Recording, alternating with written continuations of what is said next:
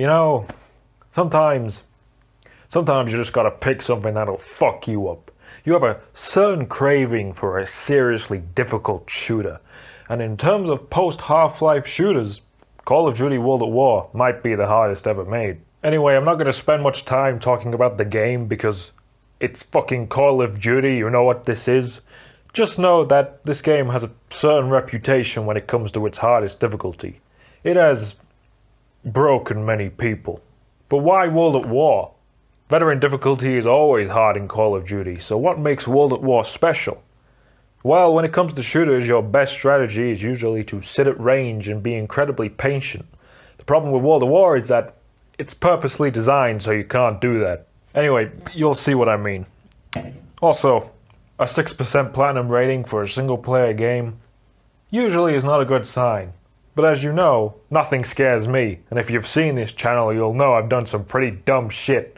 So, World at War, veteran difficulty, and may God have mercy on my soul.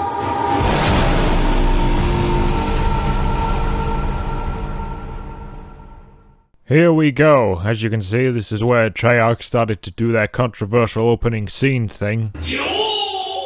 So this is the start of the Pacific campaign where you'll be fighting the Japanese, so as you can imagine, things are not going to go well.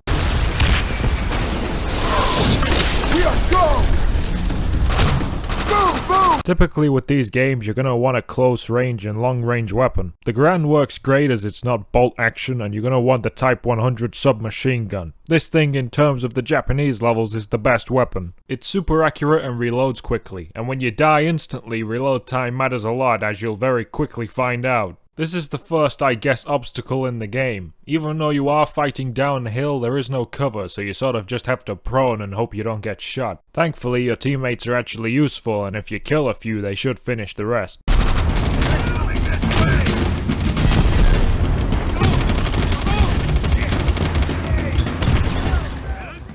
Oh, fuck. I just got double whammied by grenades there. That was kind of annoying.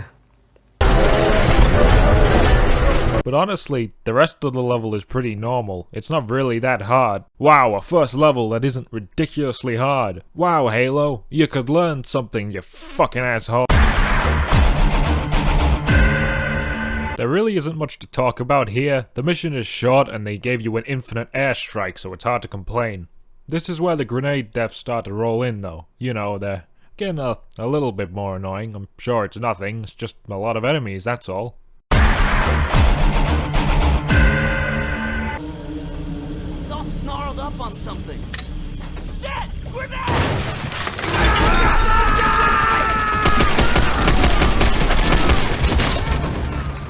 Well, I guess the booby trap worked. First off, ditch the stupid ass bar, it's way too slow and heavy. After that, the rest of the level once again isn't that bad. This is where you'll learn smoke grenades are very useful as it allow you to move more than 2 inches without dying. You're really gonna want to abuse prone, and as a nice example, here's what happens if you sprint into any area.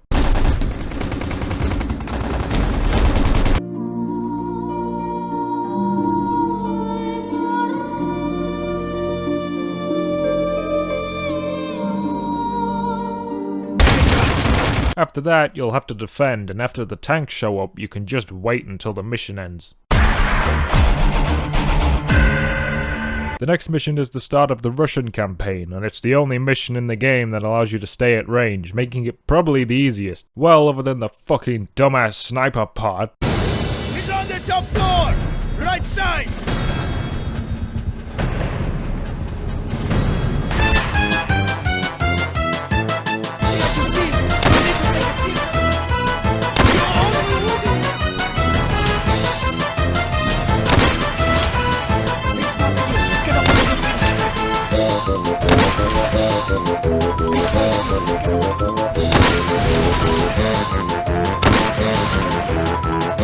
Left side!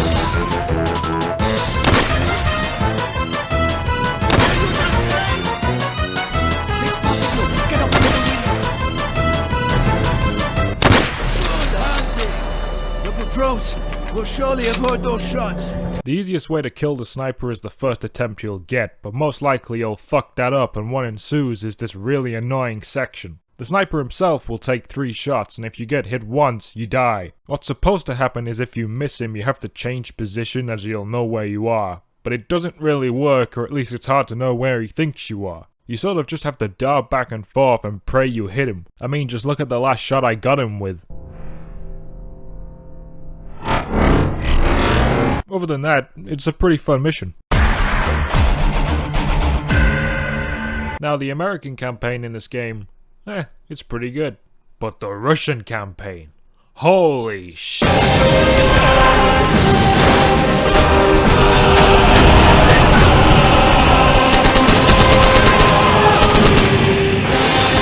The Russian levels are fucking awesome. You have Reznov, who's the best Call of Duty character, and the music is excellent. Also, much like real life, Russian and German weapons are the best weapons in the game. Sadly though, this is also where you'll learn why people speak quite passionately about this game.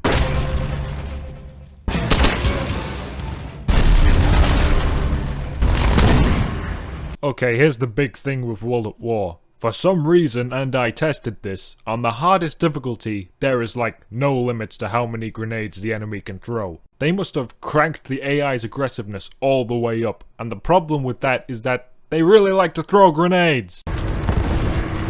Dimitri, before it gets us all down! These trenches will feed them! Not only this, but you know how I said you can't sit at range and take all the enemies out? Well, it's because the enemies are infinite. Unless you push up to a certain point, the moment you kill a group of enemies, a bunch more will take that place. And of course, the whole issue with this is that you die in 2 shots! How am I supposed to push up if there are so many times where you can't fucking move? Also, thanks to the grenades, a lot of the times you'll be forced out of cover and most likely die. This trench will basically be your first roadblock. The game does give you Molotovs, but they take so long to throw that most of the time they'll just kill you. But most importantly, you'll be covered in grenades. You will be throwing them back all the time, and it doesn't matter if you kill anyone with them because they'll just respawn. This took me like 20 minutes. I don't know how many times I heard Reznov say,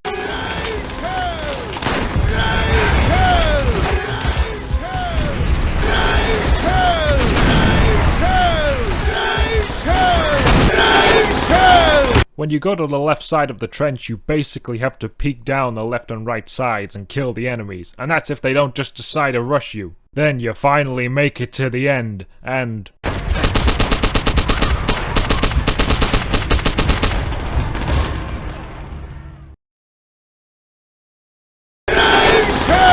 Other than that, there is an annoying part where you have to fight through this field, and of course the enemies can see you, but you can't see them. And then the level's pretty much over. So the last mission had a pretty hard part. As for the rest of the game, all I have to say is, what the fuck?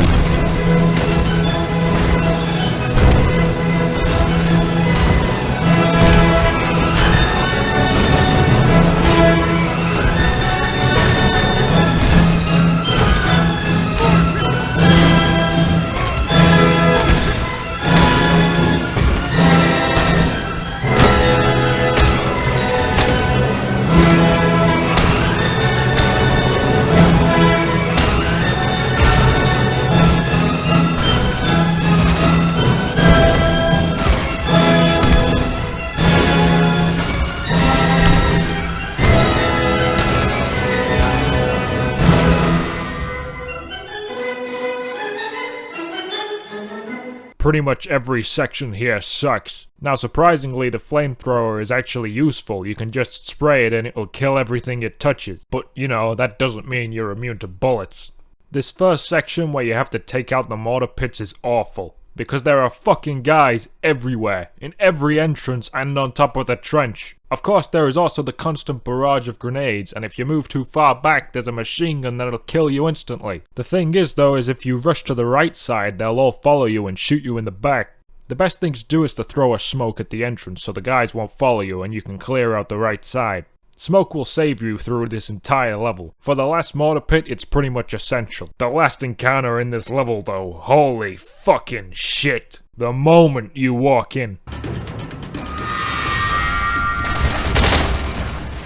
Not only that, but the fucking checkpoint will respawn the enemies outside again. This bunker is a fucking death trap. Pretty much any time there are enemies close to you, they're gonna laser you, no problem. This took me almost 20 minutes to figure out. Obviously, you're gonna want to throw smoke so you don't immediately die, but the thing is, if you sit there, they are going to cover you in grenades, and if you advance too far, they're gonna cut you off with grenades, meaning you're super fucking dead. The best thing to do is throw 2 smokes and then burn fucking everyone. But then you'll clear it and the sergeant will start talking and it'll go silent and you're like, cool, I did it. And then... We're almost done here.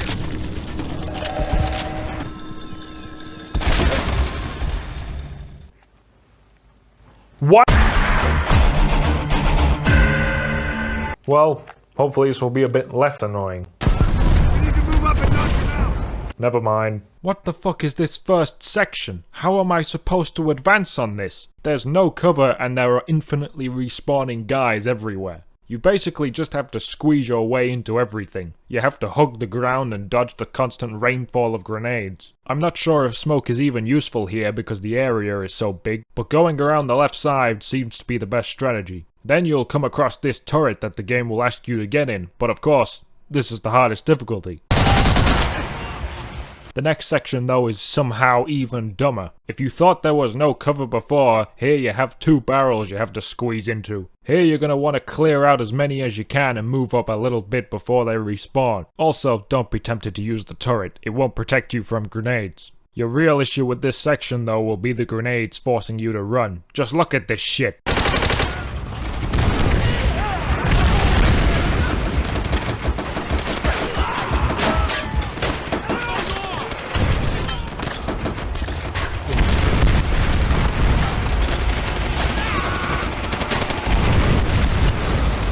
After that checkpoint, it's time to slowly slide around because if you pop up for a second, you'll immediately die. At first, this section seems ridiculously hard, but it turns out all you have to do is get the tank to move up to get the enemies to stop respawning. Proceeding this is an incredibly annoying tunnel section that takes a long time, and whatever you do, don't die right at the end.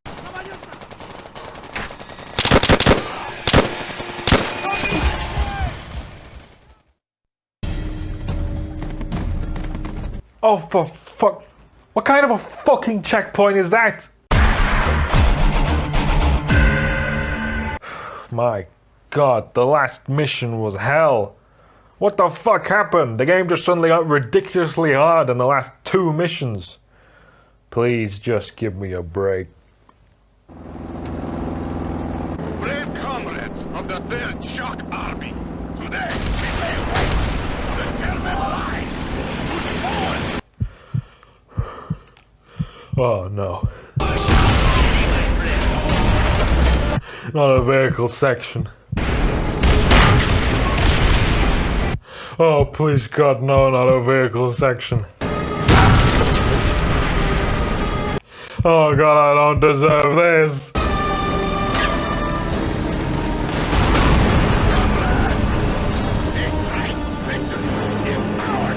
Oh, wow, that was actually quite nice. At least they balanced this part of the game. Anyway, back to dying 1,000 times. So the first part of this mission is pretty good. No real problems, but then you get to this street, which fucking sucks. Man, do they love grenades here. Not even your comrades can handle it. You do, however, finally get the PPSH. This thing is the best weapon in the entire game. It's got a huge magazine, it fires really fast, and is super accurate. Basically, much like real life, this thing will fucking shred you. Anyway, what you want to do is run to the courtyard. That is, if you don't get blown up. It's kind of 50-50 to be honest. And then you sit behind cover and get endlessly blown up. That's it. That's the level. It's fun.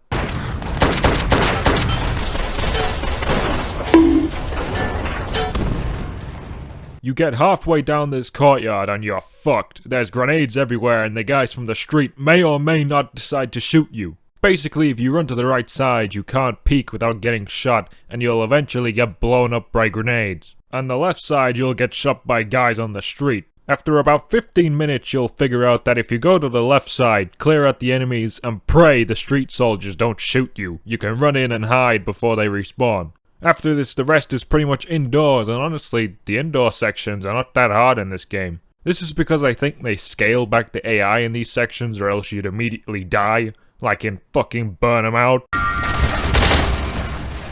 The annoying part here is the dude who hides right at the end. All the noise will stop and you'll think, okay, next section, and then... I swear, every time I've done this mission, he does this. Fuck this guy. He only exists to kill you right before the checkpoint. I really like this mission.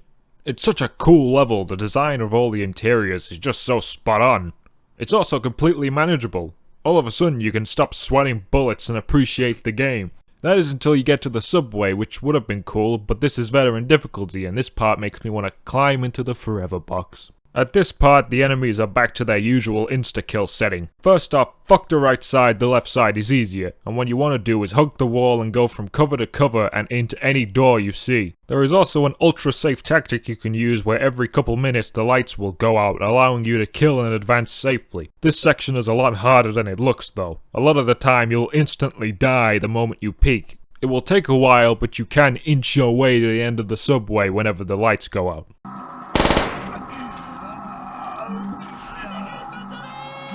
Oh, thank God, finally. Why?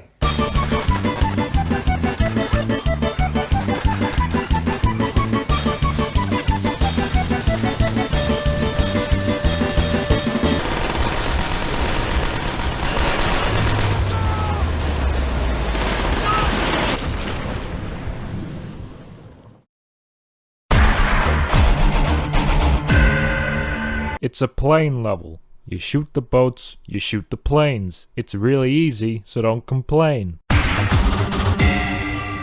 This is a level that not only looks intimidating, but also a lot of people consider it possibly the hardest. First off, get rid of the LMG because it will make you fat as fuck, and you'll die immediately. Here we also have a wonderful example of the enemy can see you through the grass, but you can't see them. I hate this shit, it's annoying and unfair, but at least it's only at the beginning. To be honest though, this level really isn't that bad. I feel like if you know that the enemies are going to constantly respawn, you'll know to push up. A lot of people who struggle with this level probably don't push enough or use smoke. Also, when you get to this giant bunker, the right side is way more manageable than the left. Other than that, I have no idea why people think this is so hard. I guess I'm just that fucking good. God game.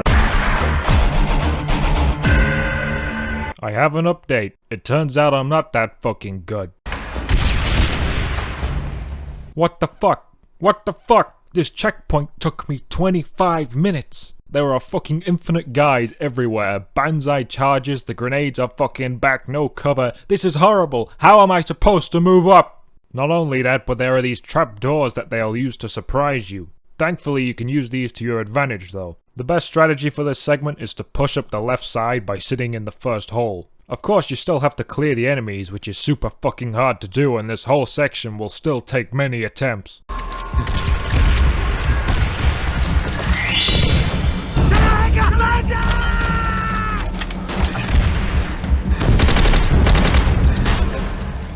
So you'll kill everyone, your team will move up, then...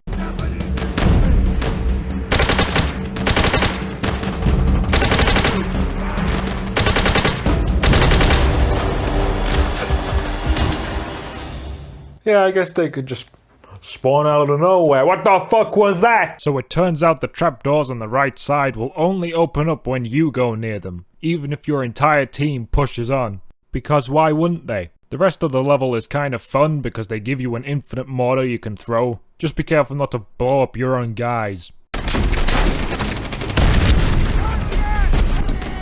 I hurt myself today to see if I still feel. I focus on the pain, the only thing that's me, and you can have it all. My empire of dirt. This is it. Finally, the end of the game is almost in my grasp. Wait, is this the level that everyone says is fuck?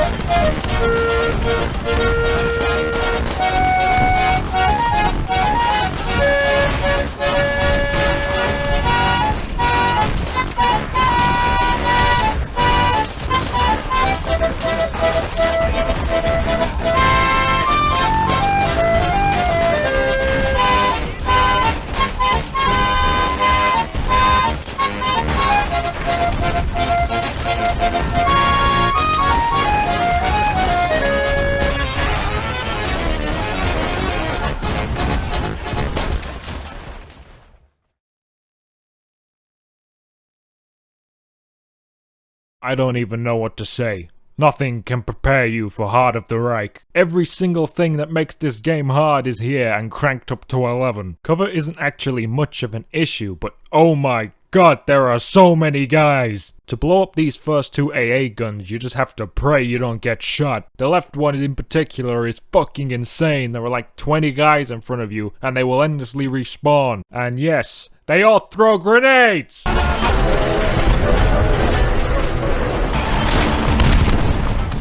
It took me 20 minutes to clear the first two, and you're thinking, well, that must have been what everyone was talking about. Well, no, because the next section where you have to advance up the stairs took me an hour! To get into the building in front of the stairs is fucking hard enough. Guys from the left side will shoot you and the guys in the building can just instantly melt you. And then you get to the stairs, which is the video game equivalent of running into a brick wall. Now this stairs part may seem impossible, and that's because it probably is. You see, in a shocking turn of events, it turns out I'm a fucking idiot. In almost every section of this game, the enemies infinitely respawn. So I just assume they infinitely respawned here.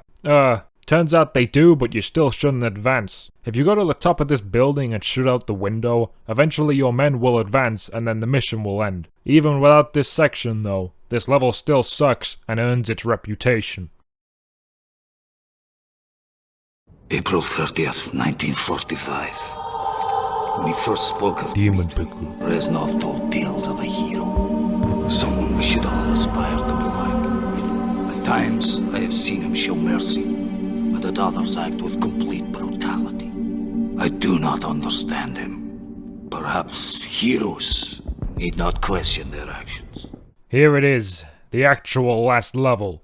First thing you're gonna want to do is drop to the floor and worm your way over to the left. Worm your way over to the right and carefully take out the enemies. Move to the stairs and take out the first two enemies before going up. Then, when you finally get to the roof, inch your way to the end and watch out for the MG. Once everyone is dead, grab that flag and plant that shit. Victory has never felt so sweet. As long as you live, the heart of this army can never be broken. Things will change, my friend. As heroes, we will return to Russia's. And there it is, the end of the game. The end of World War II, and most importantly, the end of my suffering. After this, America and Japan went on to become superpowers, whereas here in England, we slowly lost the empire and have been on a downward spiral ever since. Hey, hang on a minute. Anyway, America and Russia went on to have a great relationship, and there were no wars ever again. So, what is it like to 100% Call of Duty World at War? Jesus Christ, I died 409 times! Just for reference, I died 79 times in Spec Ops. It requires some serious patience, and you might also have to be mentally ill. So, until next time, whenever I decide to do some more stupid Oh no. Oh no, I forgot about you. Oh, I forgot about you. Oh, fuck!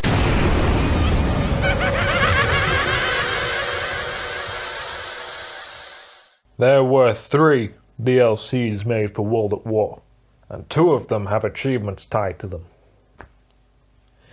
And they're all to do with the zombies mode. World at War started a rather annoying trend where every single game has to have a zombies mode in it. Because if there's one thing that doesn't get old, it's zombies.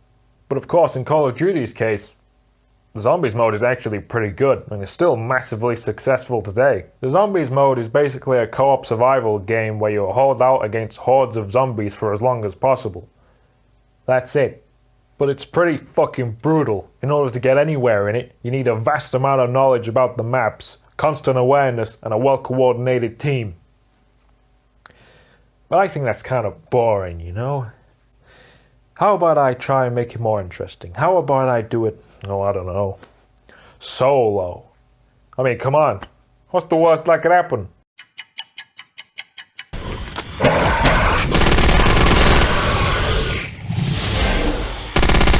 Oh, thank God, there it is. There it is.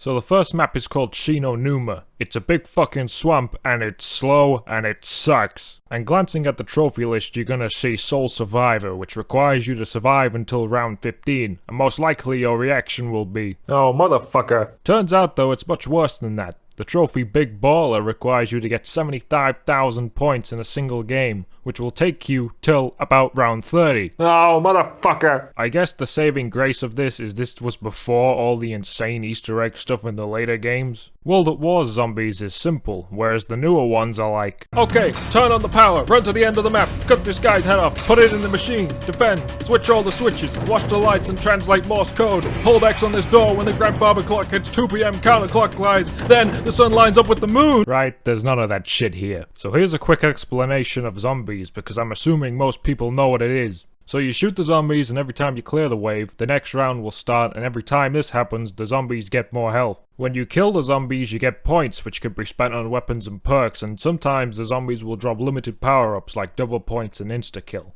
Oh, and also there is a zombie dog wave every 5 rounds or so. That's it. Doesn't sound that hard, does it? But there will be a point when playing where you realize it's probably gonna take forever.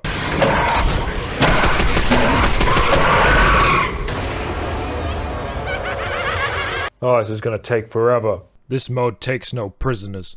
Zombies requires constant focus and understanding of where everything is and what you should spend points on at that time. Stop paying attention and 40 minutes of work will be gone. And of course, if you're playing with other people, they can revive you, but on solo, you just die.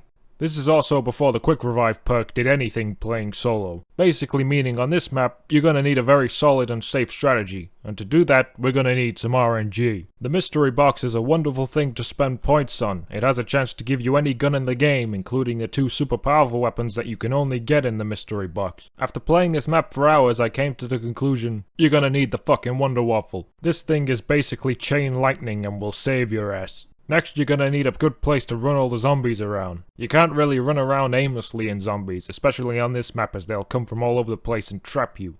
I mistakenly went in the house, the horrible cramped house with about 7 entrances. I surprisingly lived for quite a while, but it didn't work. So here is the super secret strategy that only I and everybody who googled it knows about. So, get downstairs, buy the Thompson off the wall, get all the perks, preferably Jug first, pray you get a Wonder Waffle, and then run all the zombies around the comm center. Eventually you're gonna want to replace the Thompson with an MG42 or something, and you'll basically use the Wonder Waffle anytime you feel you might get cornered. After you've walked around the comm center for a while, go inside the house and just shoot the entire train in the head. It gives you a shit ton of points and will demolish them. As for the dogs, I didn't really have a strategy, and that's what actually got me in the end. Usually I just shoot them quickly, but I guess when you get to round 33 they get kinda powerful. Even though this strategy is safe, remember, overconfidence is a slow and insidious killer. Get your hands off me, bag brain! That shit gave me a heart attack. While the first map was more about knowing the strategy, this map is more about actually being good at the game. The Rise still requires a fair amount of RNG, but there is a positive. The Pack-a-Punch was introduced on this map. After linking all the teleporter pads across the map, you can use this machine for 5,000 points that will upgrade your weapon. This will make guns like the MG42 fucking shred everything. This time around though, we only have to get to round 20, but without any perks. This means I die in 2 shots and I can't reload quickly, so any light machine gun is now out of the question. Now sadly, the Rise doesn't have a good spot to train enemies around. Or at least a spot I'm good enough to train enemies around. It does, however, have a fucking teleporter. If you sit on top of this ledge and jump off when the zombies start to overwhelm you, you can run to the teleporter, defend, and then teleport out. Not only this, but if you have monkey bombs, you can take out a large amount of them safely. It's not a perfect strategy, but it's good enough. Your main issue with this map is getting the right loadout. The Pack-a-Punch costs 5,000 points, and that's a lot of points. But before you can even do that, you need to hit the box and hope it gives you something good. You'll fail a few times and eventually get one shot with the Wonder Waffle. Seriously, what is this glitch? But overall, it's not that hard if you pay attention. There, I did it. It's over. So what is it like to actually 100% World at War? It's really fucking hard. It's annoying. It's patience testing. It's bullshit. It's really fucking good. Despite playing this on the hardest difficulty, not once did I not enjoy this. The shooting is great, the levels are great, even the zombies mode is great. Not to mention the multiplayer, which will go on to be the biggest thing ever. It's just a really fucking good World War II shooter. It reminds me of when developers actually gave a shit. Wait, was there a time I enjoyed playing games? I remember Gears of War 2 and What the fuck was that? What was that? What was that game called again? Whatever. Tune in next time where I play Just Cause 7 or some shit. I don't care anymore.